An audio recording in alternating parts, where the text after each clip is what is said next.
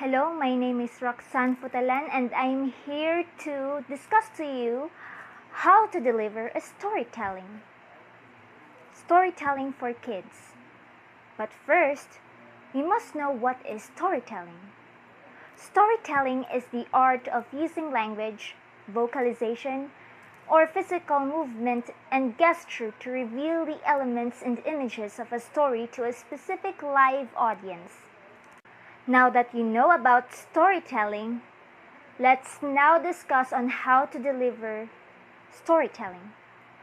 So first thing you must have a skill on in storytelling is number 1, use your voice to create the atmosphere or tension as the story progresses.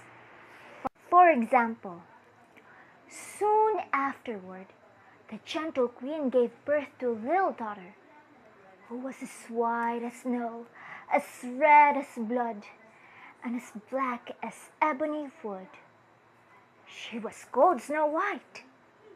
But alas, shortly after the little one arrived, the queen became ill. She could not get better, and soon she died, leaving the king devastated, and little Snow White without a mother. A year passed, and the king took for himself a new wife. The new queen was the most beautiful woman in all the land, and very proud of her beauty. She had a mirror, which she stood in front of every morning. Now the next one is dialogue. Dialogue should make use of different voices for different characters, where you will shift your facing or posture as the dialogue switches from character to character. For example,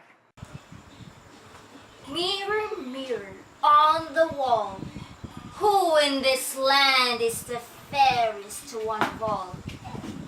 The mirror said, "You, my queen, are fair, it's true, from this castle to the 7 jewel mountains. You are the fairest one of all." the third is use gestures and facial expressions. Those two add much visualization of the story. Be sure they are appropriate and natural, and you must practice them. For example, as proof that she's dead, bring her heart back to me. But the huntsman said, "But your majesty!" And the queen said, "As proof that she is dead, bring her heart back to me. I hunger for it." Fourth is pacing. Pacing involves both the volume and rate at which you speak, and the progression of the action in the story. For example, and with the poor girl dead on the ground, the queen headed back to her castle. But now she began to notice the building storm. Louder and louder did the winds howl, and the thunder and lightning crackle. Fear crept into her mind as it became harder to follow the path out of the forest. She began to run in frenzy, thrashing her way through the branches and thorns. By the flashes of lightning, someone was watching high atop a stone mountain. The huntsman had made his way. He spied the queen as she ran through the forest below. Now frightened beyond her wits, she ran hoping to find her way back to the castle. The huntsman saw her every step. The thunder roared. The rain was a blanket of water. A lightning bolt flashed. The queen saw the huntsman against the sky. She watched in terror as he drew back his bow string and aimed.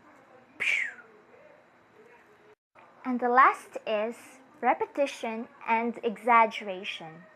Repetition and exaggeration have always been the basic elements of storytelling. For example, as he walked and walked and walked and walked, did you know what he saw? He saw a ugly bear! An ugly big grizzly bear! Ah! So those were the skills that you have to acquire in order to have an effective storytelling. By the way, this is Roxanne Futalan. Thank you for listening.